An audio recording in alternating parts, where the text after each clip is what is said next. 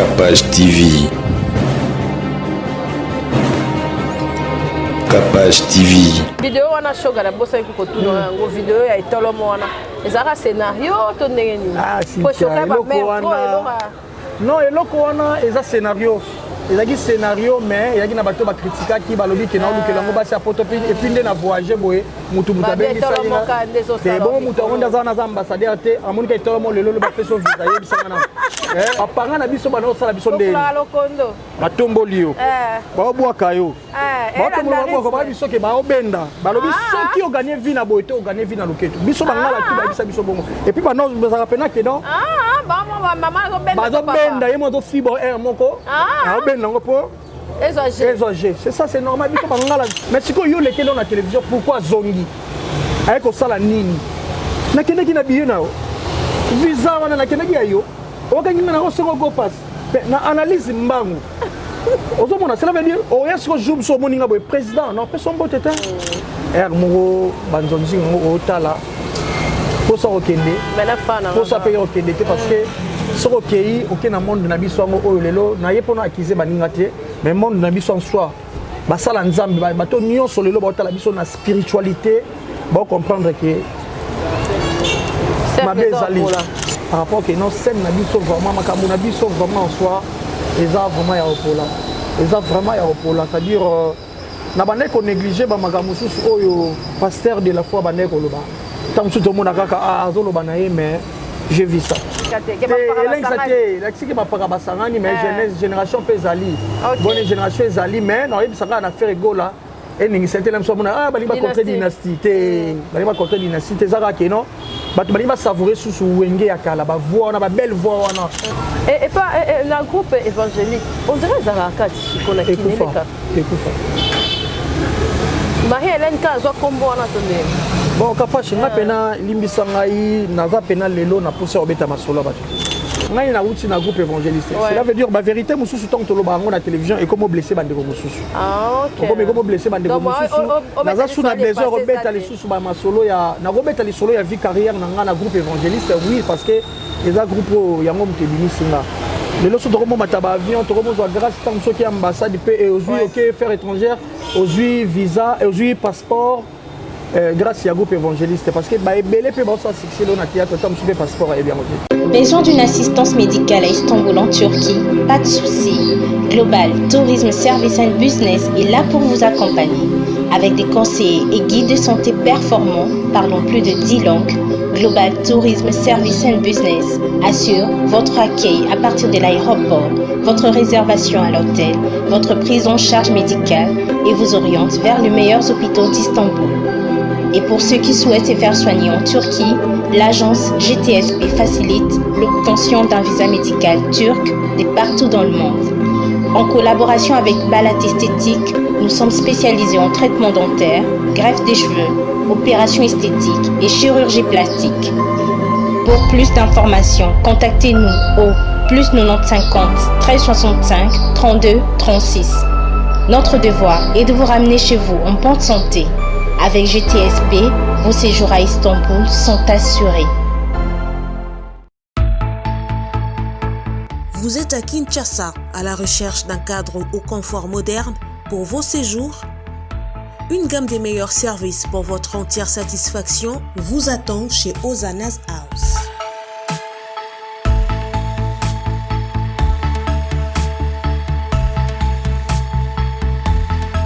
Son salon VIP vous offre un espace de travail, de détente et de restauration relaxant, climatisé.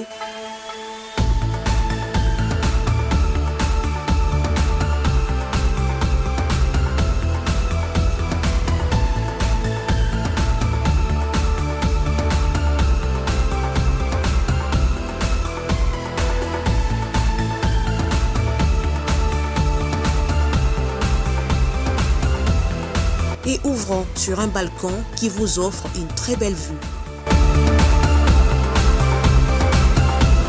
Et d'une cuisine entièrement équipée.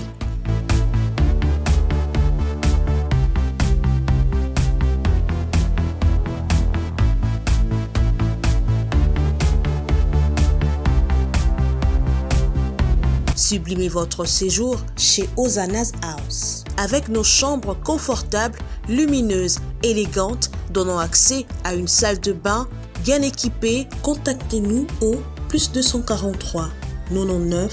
24 46 090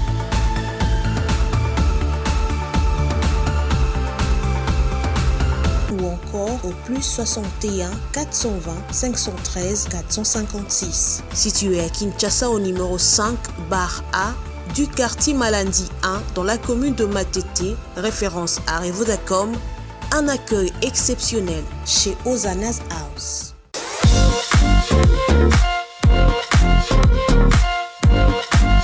Pour tous vos travaux de nettoyage, entretien des bâtiments et autres locaux, et des ratisations,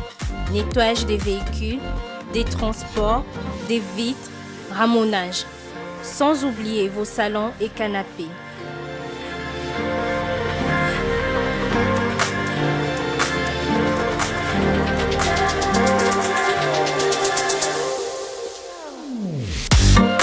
Contactez IM Cleaning au +243 82 21 0026. Nous sommes sur le numéro 12 de l'avenue Kaloumé, quartier Bassoko GB, à la commune de Ngaliema.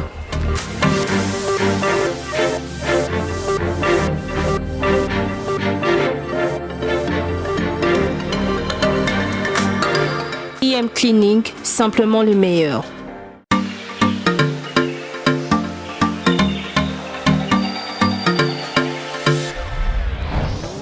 Papa, Oredezo yango. Est-ce que biloko yango c'est yaki? Koko te les awad. Mbote na biso?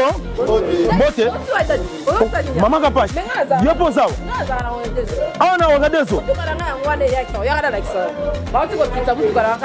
Na conteneur. Na conteneur bakaro ya chantier. Ba ebisinga sérieux za makasi hein.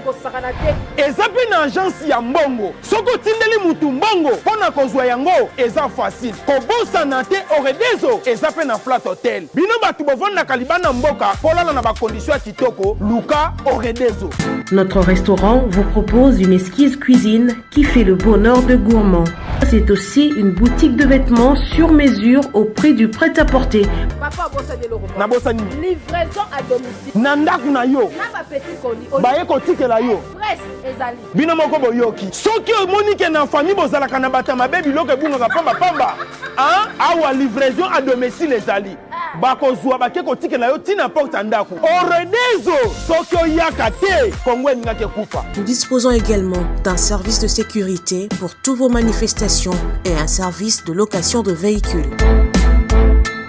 Ozana poto pona kotinda biloko tela ba adresse yango wana na ba numéro de téléphone contactez Oredezo okozwa biloko na yo nengo tindi. Retrouvez-nous à Kinshasa au numéro A8 de l'avenue d'Ibaya, quartier Matongé dans la commune de Kalamou, derrière la maison de la Bible, et au numéro 44 de l'avenue Baoumbu dans la commune de Matete. En Angola, martyr de Kifuangondo vers l'aéroport international de l'Angola. En France, 47 chemin de Petite Fontaine, 91 180 Brittany-sur-Orge. Maman Kapash, Oredezo, frappe na le, frappe na retour. Kapash Télévision, merci et journée malam, mokolo malam na baonyo so Rolanda biso. Tolinga bino mingi boza ebele oyo bozo s'abonner. Bozo compter ko s'abonner na Kapash Télévision et autres kala toujours kozalaka likolo meilleur. Merci na baonyo so balinga biso, bolinga ba inviter na biso, bo commenter, bo bengi bango. Bon encourager bango et ça biso vraiment bien. Nzamba zo continuer ko pambola biso tant que toza na souffle de vie, tozo remercier kaka ye po yende mtaza mettre à temps per circonstance. Na sepela ko bima mo libanda et ça biso bien na bima mingi soki ba banga ba sengi et permettre que to bima. To bimi na biso ya toza mo pepe ya Bandalungu à Paris. To ebite zara na kata Paris to ndeni.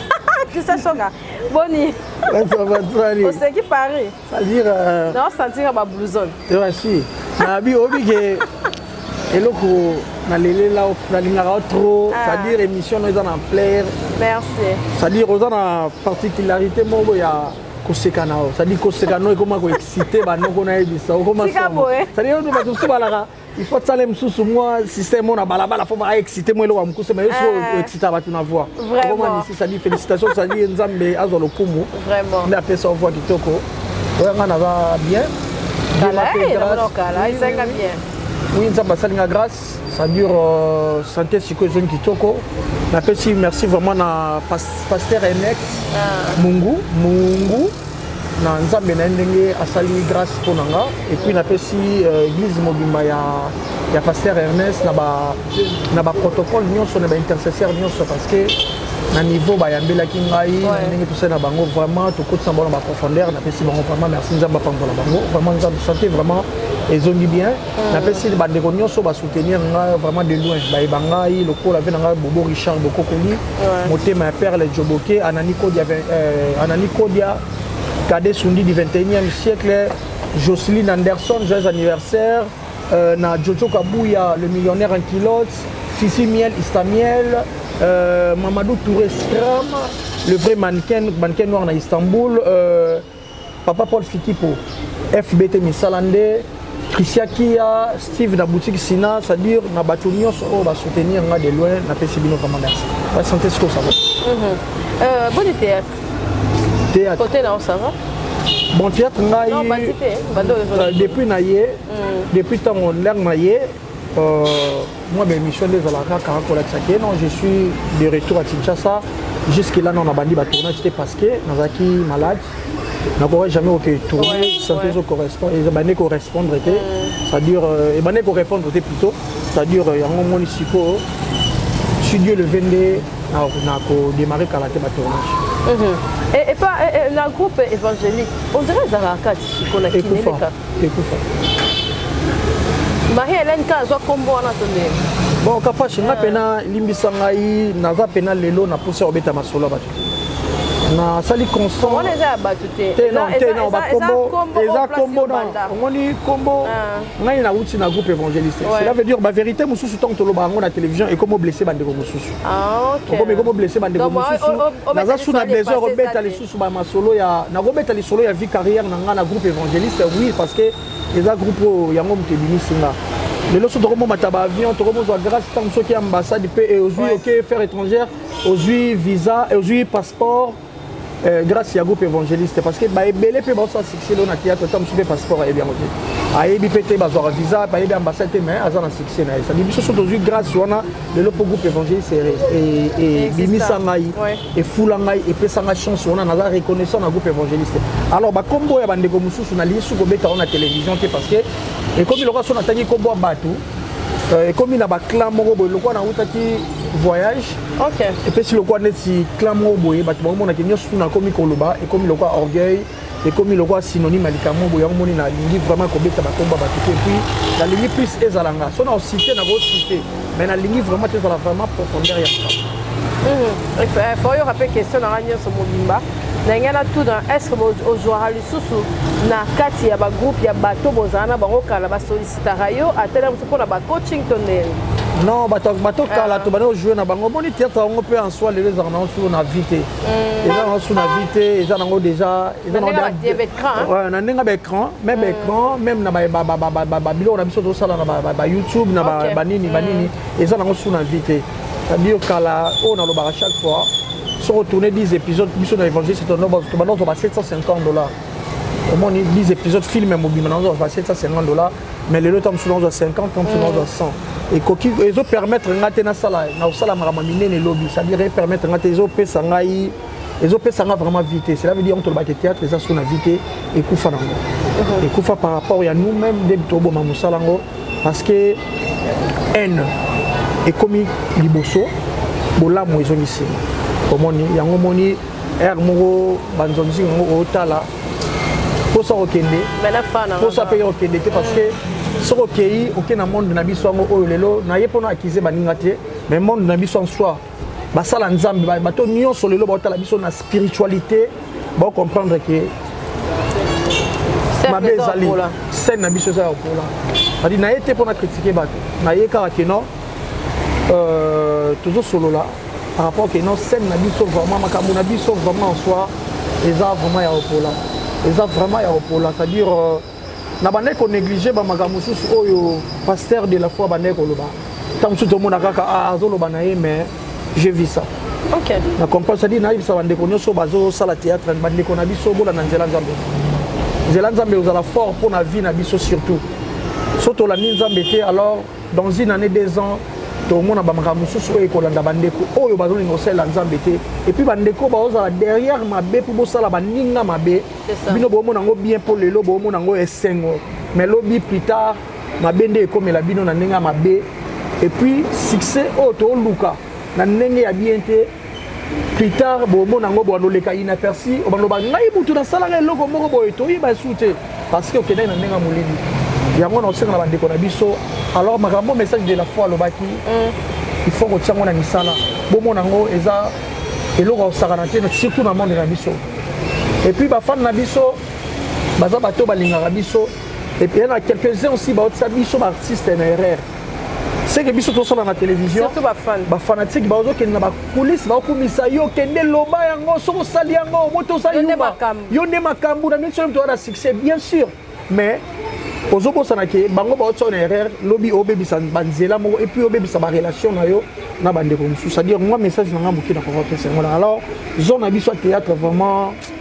totia nzambe liboso na bacomédien nyonso totia vraiment nzambe liboso nzambe afungola ouverture pour na vie artistique na biso parce que nous sommes riches mais pourquoi tozokufa pauvre et ozalaki na kini te on dirait nayebi te mais liwa ya mpakashaba ozango nde apprena onde bon veshaba eza mosika omoni déjà naza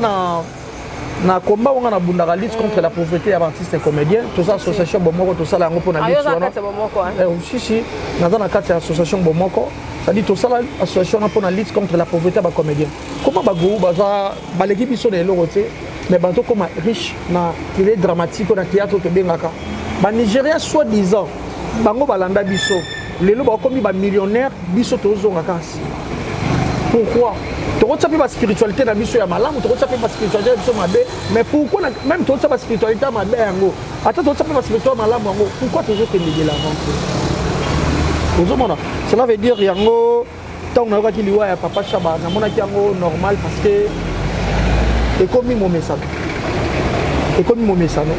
malamu kaka soki ndevi akufaki ayebi nzambe nzambe awayamba molimo na ye malamu nango ka yango wana si tu es dans les seigneurs malamu nango ka yango wana alors si tu n'es pas dans les seigneurs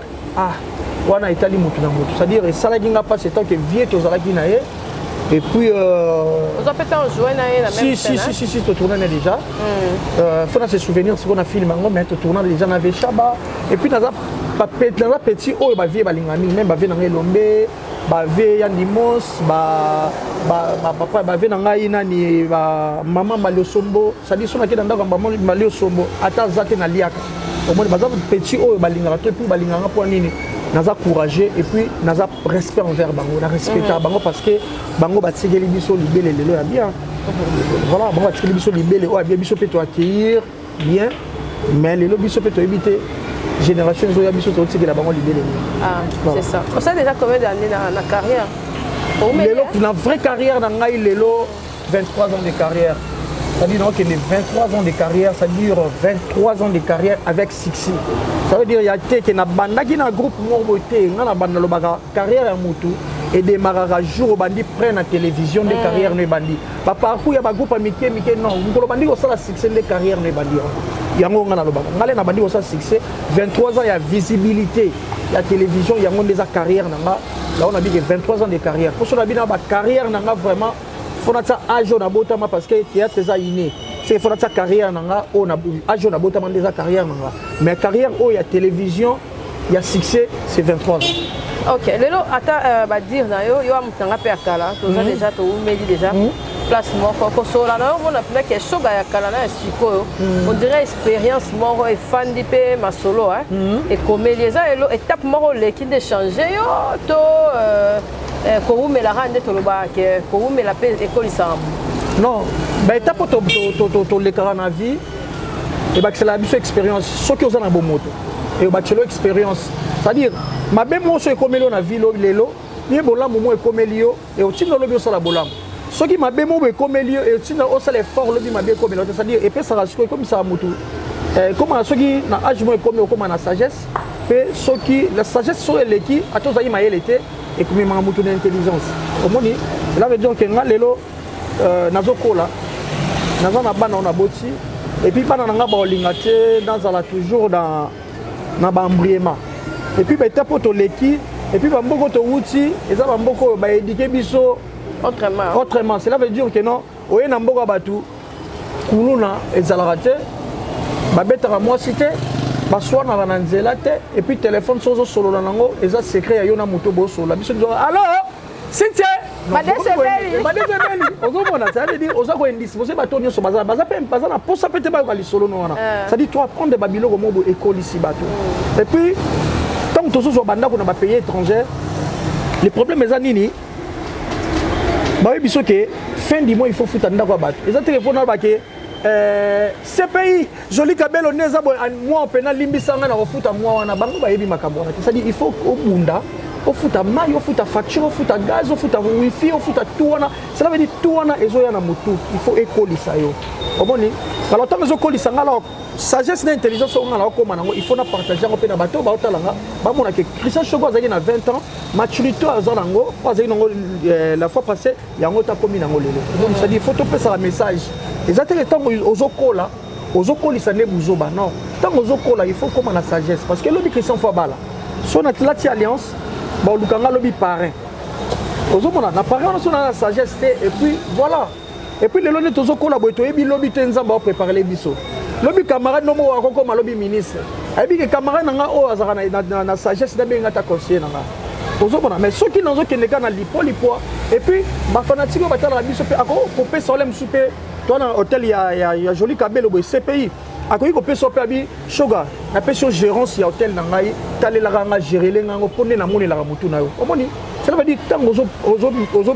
pesa message à bien et puis ozo réfléchir bien à la télévision bato ba sepelo na makambo nyonso.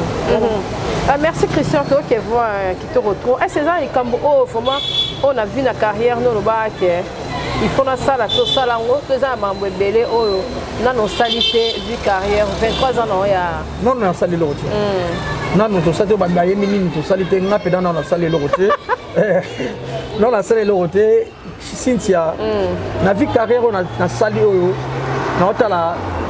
place na wuti na place na komi lelo na sali eloko esiambolo ya malamu ezaka po théâtre revesenga et puis c'est une opportunité lelo na yebani na ba Bogali Bongongo ba papa Paul Fikipo na yebani na ba maître Raisin na yebani na ba champagne overdose la femme la plus belle du monde champagne overdose ça dit wana fanatique nanga akabela kanga fort akabela kanga fort azana na Jombour wana ça dire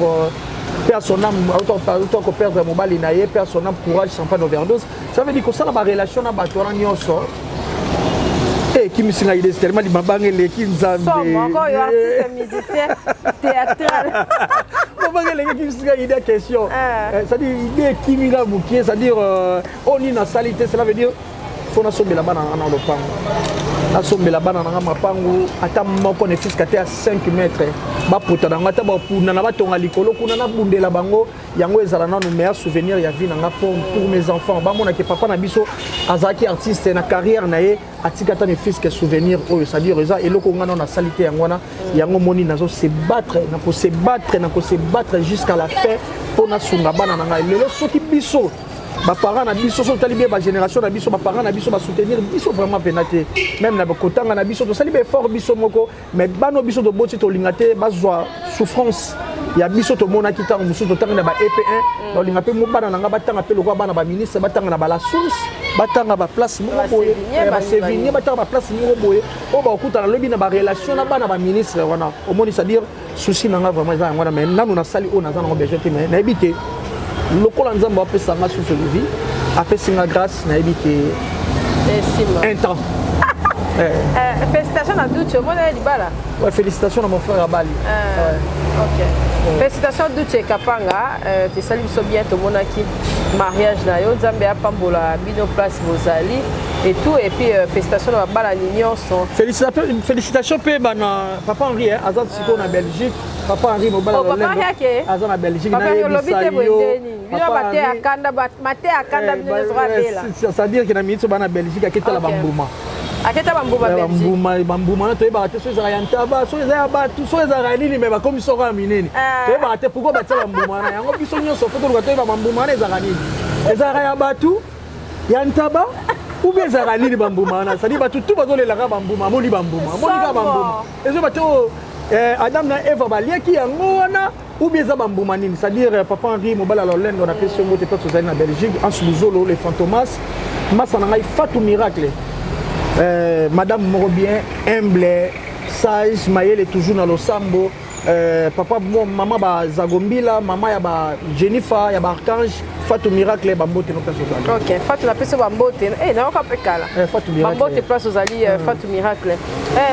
Shoga parce que c'est pas le ba Shoga pe bazo ba chance pe opportunité belé mais bon moi na ka ba saisissa te oko lo bani pour la phrase chaque chose a son temps dans la vie il y a batou les arrêter pour saisir opportunité non opportunité go ya ezaki na autant ya saisir ango omoni oko saisir omoni ko saisir ba opportunité mususu ta musu yaka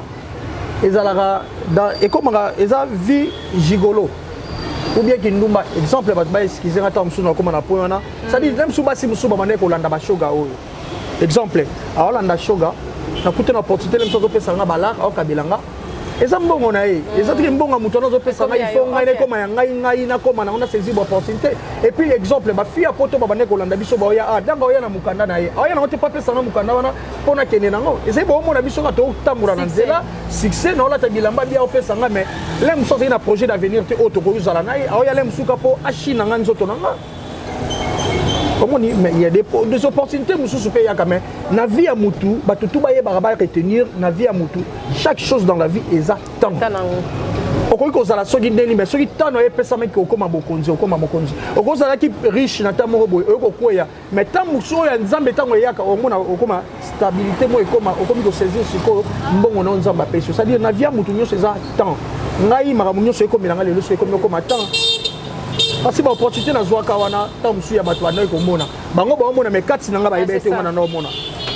vérité on a bané comme on a quatre makambo na bango ba yebité bango ba mona ka poso na ngai elati bilamba mais quatre on a bané comme on a kuna na yebité yana ba opportunité musu ba yaka mutu musu ko na site capage pona kitoko ayena jeep asomeli jeep site capage jeep mais na kata jeep on nuire vie à Cynthia mais so site tanga oya wana ndenge jeep on eko kendele ndenge ko limwela batu ba yebité ba bio Cynthia a ces opportunités ça dit batu mo sel la batu calcul na place à batu. Vous avez dit opportunité, vous avez une opportunité. L'opportunité est bien, et ça va opportunité à nous amener à pêcher. Nous avons dit 2021 c'est année où nous avons amené à taïnga. 2022 c'est année accomplissement pour ma vie. C'est ça. Nous avons dit que nous avons vendu cacao. La coupe nous avons dit à domicile. Et comment il y a la kin ah non ça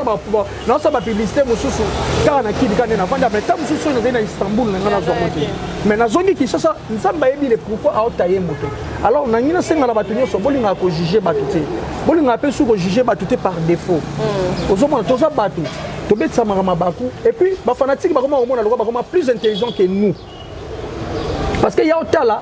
a critiquer yo selon o ya okanisa ba opportunité zwaka même bino même les journalistes ba tumusu ba chroniqueurs mususu ba chroniqueurs mususu o vanda on sala analyse ya vie même fait Christian Shoga o yibi lo na yo sala na kinte mais o vanda lo ki sala analyse pourquoi pas bogo ça peut bo soutenir rappel biso bravo l'artiste pourquoi bo lika na tanga faiblesse na biso fo bino bo kota makasi bo ma biso lisusu bozo sala mabe po bo tala ba vie na bino bo tala ba nombre de vues o bino bo sala na télévision ba YouTube na bino po na ba code na bino mais bo tala teke ba to pe ba na mitema. Est-ce que tu vas soutenir moralement? Parce que ceux qui ont fait refoula kinga. Et ça là va tout bien. Comment il est là comme il faut sa biso même quoi courtoyer bat bande comme mususu pour na ba biloko oyo. Otai mutu so sala analyse ya combo Christian Shoga. Aye pe na sala analyse na combo na ngai. Oh, l'aime surtout pesa na bonjour na yebité no na salier maleki na télévision ça analyse bien sûr je passe à la télé na artiste na la frontière aux la tour le ba mais toye ba rappel biloko monsieur ça muta uti voyage na ye aye yo selele analyse pourquoi zongi aye ko sala nini pourquoi la dit sandale ya Zara bo la dit blouse bimi et comme ko sala batumité ma passe franchement cela veut dire analyse moko ezala rappel icône bidon ko tout bien linzanza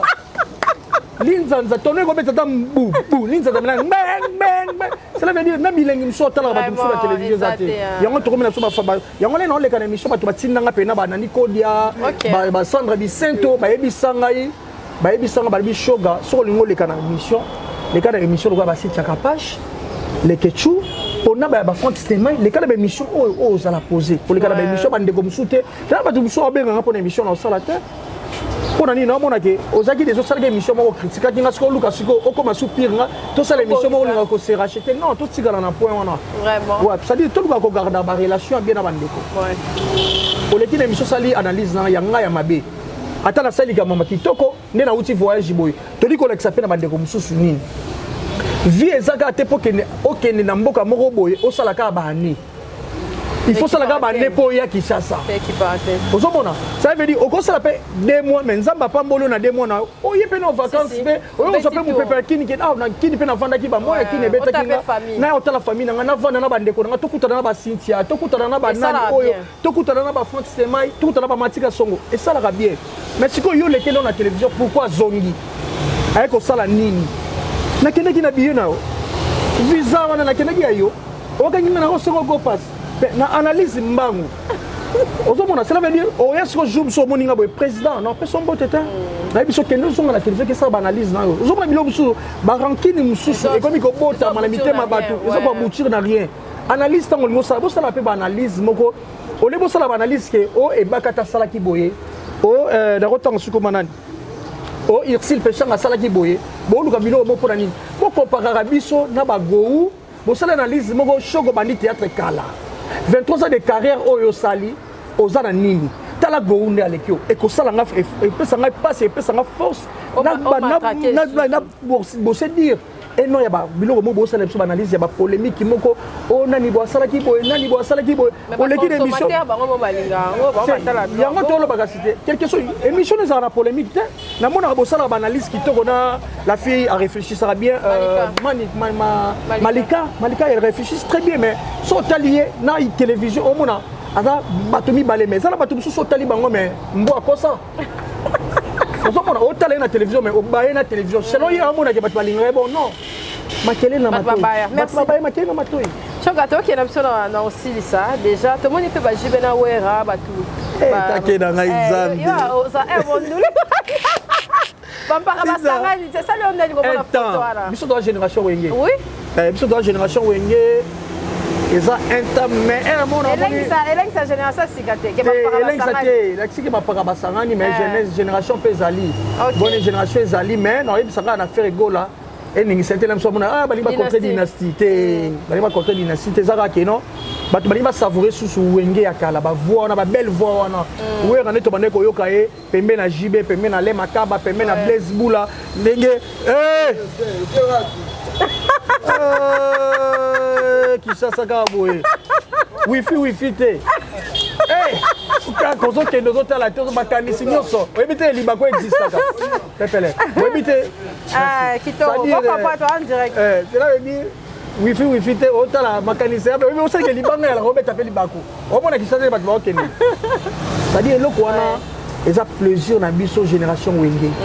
biso toza mpena génération wenge toza mpena génération ya wenge ya maison mère te toza génération wenge ya bcbc mais toza génération ya 4x4 bon chic bon genre bavio na balakisi balilien alors faut balakisaki baa bagrand tosali esali biso vraiment plaisir yango nalobi na eloko moko chaque chose a son temps ça veut dire na tamo batielaki bajibe na bawera mbongo mo ebele tolobaki bavio na basesaka opportunité te baboyaki mais ntango nango yango oyo ntango mosu mbongo bazwi oyo akalelekaki ebele mais oyo sika eza moke mais eza sikoyo ntango nango nde ekoki balingi basepelisa sikoyo bafanatike na biso bafanatike na bango ça veut dire tolinga likambo oyo mpe esalama na quartier latin kofiolomide mpe asangisa ba génération nyonso o biso toyebi ya génération ya quartier latin vrai quartier latin série ya bavie na biso basam chitu bamodogo ya barambwa bablaise bula e balem oui bablaise bula te blaise bula te baona wenge nani modogo ya barambwa bagipson te bagipson non te cela veut dire basuzuki bazongisi biso dade okutu te de osofa du quartier la te bato balimbisa ngai ayaki nde c'est-à-dire te ngai naza mpe mona quartier la te toyebi histoire ya quartier bawili bula tobena besoin génération na mpe bafali baye nini baye omoni cela veut dire toabena besoin mpe kofi lobi azongisa biso na babiloko ezininga na ndoto c'est-à-dire babiloko wana ponga na pale na ngai mingi na yoka banzembo wana nga pena na yoka banzembo wana mingi c'est-à-dire ezokisaka nga na age wana na classe na age na temps oyo na bandeko kosala nini na temps oyo associé na ngai yendoya mama c'est on a dit que token c'est les folies ozomona c'est des choses comme la niveau vocal on a Fachi Beto c'est la biso c'est les folies zongi c'est la biso fiki na biso net ba biloko ba saleli biso na presse ya boulevard wana eza ba biloko ba ko sala ngote eza biloko oyo eza na insécurité voiture moko uta wapi ko écouter libana ça veut dire bonjour c'est la biso fiki foire na biso tout ça na posa nango président na biso Fachi Beton songi c'est la biso fikine bana lelo bazo sarante yango moni kulu na lelo mona bana mike déjà yebi de mwasi neni balingaka mwasi pona nini baza na temps ya ko sakana ti ba vacances sogeye bana pe moyeba sakana exactement na vacances à Congo tala ngai na uto sakana na bana na ba glace tozo ba mana ba neige mais na yena vacances pona sakana na bana Congo mais mona oyebisa ngai ngana na liete ba manga boyina to ba manga libango bi osala nani ngamona mona te na sakana na mona nani jouer zate mona yebisa ngai ke ono oh bingani na boye ba bengani kuna cash pa kisanga sakana te na préféré na sakana na mwana ana pe sa biso ja tata mama ozo mona biso ke sakana te mais on te préfère que ça ne ja tata na mama entre bango na bango bana ozo mona déjà biloko na nyonso eza bien te to se na la président Fachi azongi c'est la biso foire fikine et puis eloko mo efungwa mi a cher ya rosakana te eloko mo bafungwa entrée ya pamba soki 300 soki $35 à pamba sans compter na kolia komela bana basuba c'est ça biloko wana nyonso voilà biso bamboka to wuti to omona batiela même bato bapana bapafele ozomona biloko wana nyonso biso baartiste il faut tolelaka towelelaka baintérêt na biso te boke pa président Fachi boleli mpo na vi na bino bapesi bino keleke bosimbi nzela bokei mai bobosana ke génération ya bano bayoka musique na bino bazali vraiment omoni voilà merci Christian la lumière du jour. Salutation à Banay Bao à Talibiso Lelo. Merci Nassi Tchakapache. Répondre à l'invitation. Prochainement, il y a un plateau. Et ça la bien. Il faut que nous respecter plateau. Nous avons Kazaka na yé. Ça la peine émission moi bien parce que au sol on peut licolo et puis aux appels à actualité et puis on appelle à abonner à actualité. Il y a un autre petit peu d'amassolo. Mais avant na zonga na koya ko tumu la baninga. Na koya pena ko tumu na nenga bien ya koloba pena ba vérité baninga ba osala. Koloba yango po botika ezala bien parce que on a besoin art na biso ekende de l'avant to ko mape riche loko bande ko mususu. Bambo tebele na bato to balandinga surtout na balandi landri bola cargo na Istanbul kuna Mamadou Touré Scram Christian Kia Steve na boutique Sina Istanbul oye bana France bana Angleterre venanga nono makangila l'état présent Doudou makangila venanga Alisala lelo so na komi lelo Christian Sogaboye la reconnaissance faut ezalaka lelo so na komi lelo bonata blouson oso Alisala lokota kanga na venir na bisoté ayaka na groupe évangéliste te menaza oyo na zate alors faut na reconnaissant na ba niveau nyonso faut na pesa ka merci nzamba ba excellé belé c'est-à-dire grâce à venanga lelo naza oyo nazali bambote belé na papi matundu papa na biso Gabi Kiwaka Devos Musoba Godé Mabata groupe évangéliste Mobimba na osenga na bandeko na biso groupe évangéliste to mona ba clan ezozonga tozongisa na clan groupe évangéliste to sepelisa pe bato bazonga susu ye wana azali komata ça dit to zanga na lisusu to sala eloko moko boye o to sepelisa peuple de Dieu et puis to sepelisa pe ba fanatique na biso ba mona place to wuti dans place to komi lelo merci beaucoup merci Christian Soga merci Arsène Maëla merci na onyo so Orlando biso bo commenter la biso na set bo publier be mission na biso ya so na ba vieux ebele ba za ba non abonné bo s'abonner parce que na mama Biyomba na pesa mama Bambote belé mama Biyomba tika bana nete Hubert Okuka Nathalie Okuka Motema Bill Clinton BMF ya Bible ba kasi ba nyonso balanda biso nyonso bolinga biso ngama banga ya moi trop te bo s'abonner car bo aimer bo partager. Et puis tu peux s'abonner à la chaîne Shoga TV. Shoga TV. Shoga TV. Donc jusque là dans ça on va bangamo na bangamo parce que nous gana abonné ba ebele. On a lobby son zamba sungi na litmo na obunda pona bana ba comédien. Na ça la fondation mo pona bana ba comédien tout o batika o ba sala reloko te batanga classe te. Na ça la fondation mo pona bango ba ko formation ba o ba linga menuiserie ba ko sala nini ba ya batanga classe ba na former bango. Lobby ba ko mape ba tout ça dit non ça uniquement pour na bana ba comédien. OK mama pe ba nini vidéo wana shoga na bosa ko tout ngo vidéo ya itolomo wana ezaka scénario to ndenge nini po shoka ba non eloko wana eza scénario ezaki scénario mais ezaki na bato ba critique ki ba lobby ke na luke lango ba sa poto et puis na voyager boye mutu mutabe bisa te bon mutu onda za na ambassadeur te amonika itolomo lelo ba peso visa yebisa na ba papier wana na ba mikanda wana nyoso asenga na ambassade bibika pour etolo mo yebisanga pe na to mutonga ka nini. Vraiment. Ata ça nango bongo mais on est zaki scène. OK. Et ça fait bongo. Ah mais attends. Naka mungala. Biso sinsa biso ne tokola. Ba panga na biso bana osala biso ndeni. Batomboli yo. Ba bwaka yo. Ba tombola bwaka ba biso ke ba obenda. Ba lobi soki o gagner vie na boite o gagner vie na loketo. Biso bangala tu ba bisa biso bongo. Et puis ba non bazaka pena ke non. Maman obenda. Ba obenda yemo to fibo moko. Obenda ngo po. Exogé. C'est ça, c'est normal. Tous les mongala na biso yo. Ana G. Blague te on est rapena da mboka ya bangala. Blague te. Ya pena G ya mboka bangala. Biso nyoso bangala solo. Et puis biso do bangombe. Biso bena manga pena manda obenda. Ba obenda mais so excito ye moko. Obenda. Na bonga na fresh. Obenda la. Moi, ma maman peut faire ma bonne fête. Bonne fête de ma maman, ma maman la ligarabino soki. Ma maman la biso bitune fungwa matoboyi ke nenge journée de la femme comme ya ba hôtel toboyi. C'est ça. To senga la gouvernement ba kanga ba hôtel journée de la femme. Eza journée na bino mitune fungwa ma. Ah c'est ça. Bon ba créer atelier mo pour ba maman ba kolamba te ba kanga li tout te. Et loko to senga na maman Denise ko organiser yango wana pour ba maman. Voilà, merci beaucoup. Bye.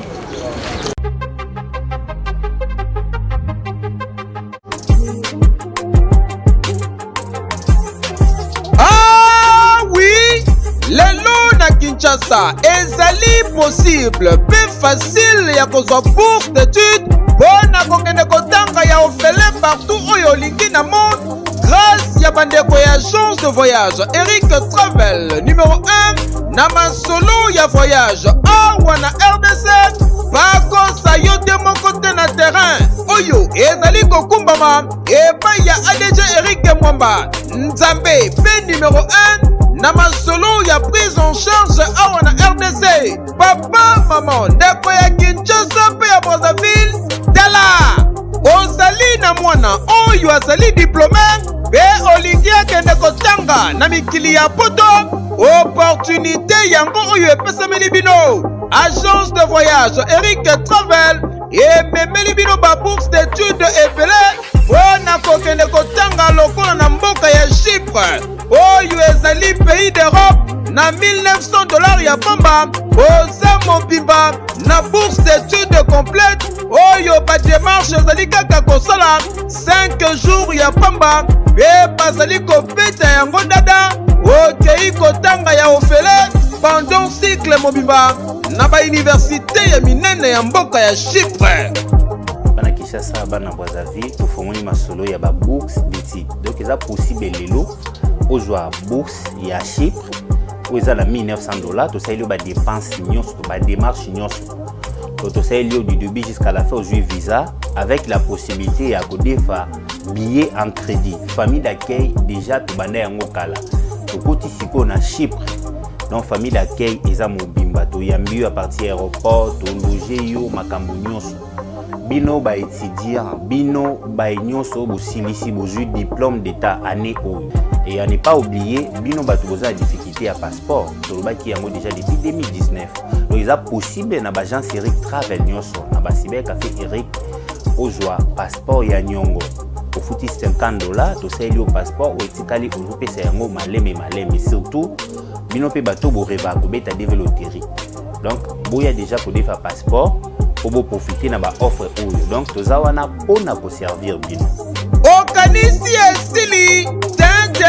ba bourse d'études ezali pe pona bamboka ya Canada, États-Unis d'Amérique, na France, na Tunisie pe na bamboka misusu oza mobimba na prima ngondo oyo pe soki ozali na billet agence de voyage Eric Travel ekopesa yo billet ya nyongo logement encadrement pe orientation pona bino ba étudiant soki okomi na destination pe entrée express Canada na $5 ya pamba oza mobimba ba résultat sur place adresse okokuta biso na Liberté 11e rue industrielle le KINPP na commune ya Masina quartier sans fil en face ya robot roulage oyo ezwami na Kimbuta na Matonge na commune ya Kalamu tozali no loin ya maison communale ya Kalamu pe na rond-point Kintambo magasin okokuta biso entre Facebook na WhatsApp oza mobimba na agence de voyage Eric Travel voyager na facilité polobi na yo eleka lelo voyete. Vous rêvez d'un teint uniforme et éclatant? La gamme de produits Rude Beauté vous offre un soin complet pour teint d'ébène et pour teint clair. De la lotion à la vaseline pour lèvres, sans oublier les savons et les sérums pour acné. Sa gamme de produits variés élimine les taches et imperfections de votre peau tout en la gardant éclatante et uniforme. Rude Beauté a les sous Cynthia Kapash Autiko Sukola apakola kama gamme de beauté ya Rude Beauté. Bato nyonso balingi tena bango ezala kaka lokola mwindu ya ngoro. Yango gamme oyo ata bébé ya pakola olingi tena yo ekita te emata te ozaloka mwindu kitoko o éclaircir poto na yo oye a gamme oyo mafuta na biso yango nde mikolo nazopakola oyo eza na base ya papaye savon na biso eza na base ya papaye mafuta na biso mpe kitoko oyo balingaka monoko na bango koma nakoma mwa rose bokomi kosisa te biso ta mpona kobebisa monoko te Rude Beauté ayebi biso oyo acné sérum oyo eza mpona bato bazala mo elongi ekota babuto ezosakano makasi ozala na poto ozala na afrique buto elingi oyo elongi mafuta oyo solution Rude Beauté atie biso yango so omonaki batashe moko esali ngai ya mwindu Rude atindeli ngai mai oyo ezali vraiment naturel ekobebisa yo te ekosala yo allergie te donc nyonso eza naturel omoni sa Rude Beauté aosala mpenza baproduit ya kitoko oyo basalango na kati ya mafuta soso pakola mafuta oyo ozwi serum nango otie na kati eza na inconvénience moko te oyo ata bébé aopakola ngo nazorekomande bino bagamme ya Rude Beauté bozala vraiment déçu te ovoyage te place à moi te place à malili en tout cas bagamme ya Rude Beauté etikao kaka date donc conseiller bino bozala kaka toujours fidèle na Rude ndeti nga bomona poso nanga ebebaka te bosepela na poso nanga mikolo na tingani kaka na Rude Beauté Rude Beauté oumela.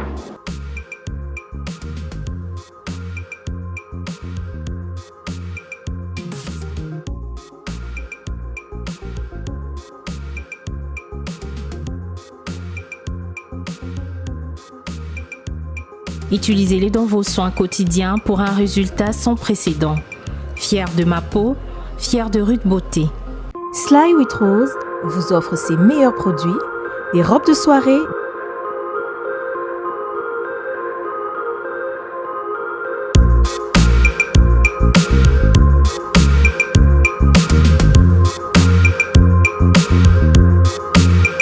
les sacs, les chaussures, perruques et d'autres accessoires.